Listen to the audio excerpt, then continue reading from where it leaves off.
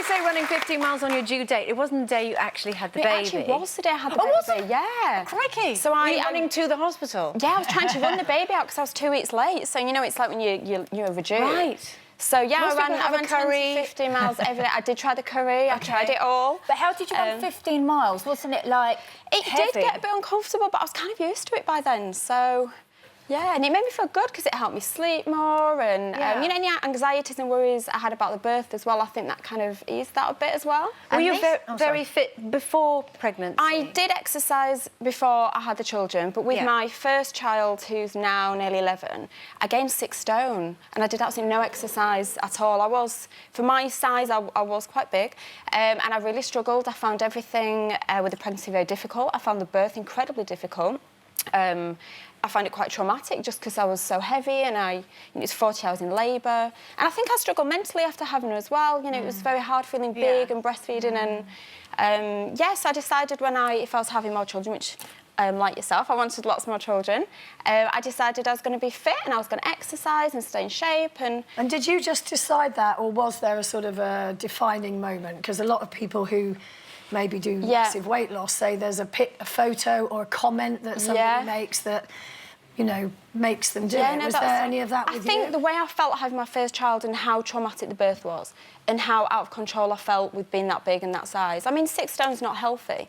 So for both myself and the child, that's not, you know, a healthy place to be. So I enjoyed the running and it did kind of, you know, counteract any mental health issues, you know, postnatal depression, things like that, which I think is really important. But isn't it true, if you was always training, your doctor will always say, don't start training. Yeah, if you continue to do it, always continue. And it's really important for women to get the support from the doctors, you know, get the consent that it's OK to exercise when you're pregnant. Obviously, don't take up something new. But so there's exercise and there's exercise. Yeah, and I mean, there's you know... exercise tailored for pregnant women. Completely. There's lots of nice classes like there's swimming, there's kind of aerobics, you know, there are, and a lot of women now are wanting to do some exercise when they're pregnant. But weren't you asked to leave a gym once because... I was removed from my gym. But is that because you were doing the wrong sort of exercise? I was doing a lot of exercise. I mean, again, for someone like myself who'd always exercised, that was fine. You know, I've got a degree in sport and exercise science, I'm personal training. But you weren't in a pregnancy exercise class, obviously? No, I wasn't. So what were you doing? I was on the treadmill, I think, and they did come up and they asked me to vacate the gym. God, what did you feel when they said that? I was embarrassed. I was really embarrassed because I think, you know, you wouldn't target anyone else in that gym for whatever reason, would you, and ask them to leave? So all I did is I went home and I printed out some research papers. What did they say to you, though? Was that because they felt that they were worried, concerned that you might do some harm? I think they were concerned, and, you know, again, these people are not specifically health professionals for, you know, exercise in pregnancy. And so I went home, printed out some research papers and took them back to the gym, presented my case and, you know, and they said... And did they let you back in? You can come back in. What do your doctors and midwives say about your training schedule? Yeah, so my doctors and midwives found it quite fascinating, and actually the consultant did say, I wish we'd done a study on you because this is very much outside of the norm. You know, it's very unusual. But actually the babies were so healthy, they were all either on time or late.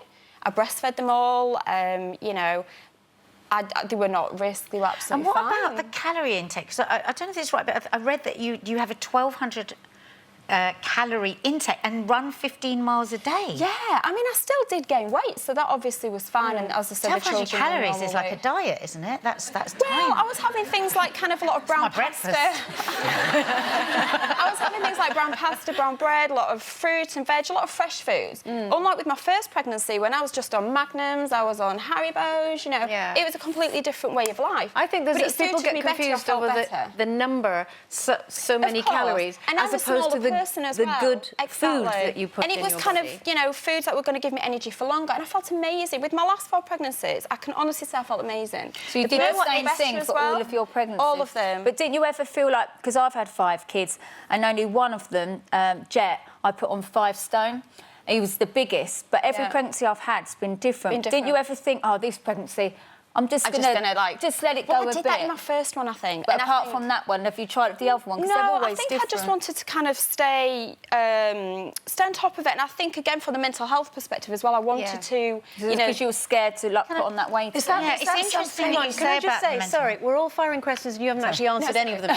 So, Katie, you said, did you fight to keep your weight off because you were worried about putting weight on? So you can answer that one first. I found it very, very difficult losing the weight after my first one. It's probably the hardest thing I've ever done. As any, you know, we're all mums here on the panel, we all know what it's like to see your body change beyond recognition and have to lose that weight or want to lose that weight.